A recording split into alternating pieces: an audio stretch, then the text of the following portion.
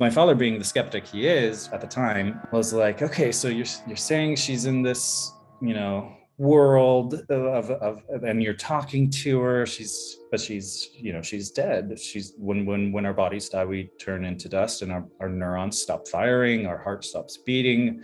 That's it. We go into the ground and that's it. And I said, well, I just, from my experiences personally, I really don't think so. And I used to, but something's changed. So he was like, okay, so where is she? What does it look like? Like, what are the rules there? What are the physics of the place? And how does it all come together? Yeah. And so I said, I don't know, maybe I can ask her. Yeah. So I'll see. So I was able to, fortunately, probably a month after that or something, I had another dream where I was with mom and said, oh, it's so good to see her. It's so great I can still spend time with her. I miss her. And she returned the love, obviously. And then she said, I said, oh yeah, Dad had some questions for you. It's good that you remembered while you were dreaming. Yeah.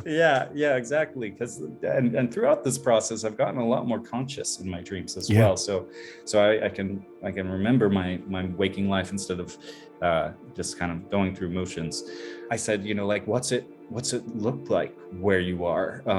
What can you describe it? And she said, well, not exactly. It's the feeling I got from her, and it was very much like, you kind of have to know it to understand it. And so I said, can you draw it? So there was a 2D piece of paper, and it had kind of an image in the background as she was drawing of maybe like a landscape or an ocean. Mm-hmm. And it was very geometric. And then on top of it, it was all of these scribbles that kind of balanced out to like it's like in computer graphics when you have a flat gridded plane, and then you can like pull the plane up and down. I get it. Yeah. And you have those, that visual of dips and motion on this flat plane that has been manipulated in X, Y, and Z axes. Yes.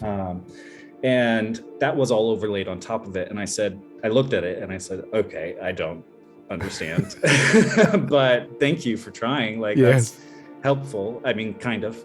And then the other question my dad had was, oh, she's visiting memories. Like she told me she was visiting different memories about when she was younger, when she fell in love with my father, when she had her kids. And he was just like, how does she visit memories? Like, memories are a point in time. That doesn't make sense. Yes. And so I asked her this. And so she said that, well, she's in a different the rules are different where she is. It's a different dimension where you can access times and spaces almost like more like a catalog than actually needing to have a linear understanding of it all.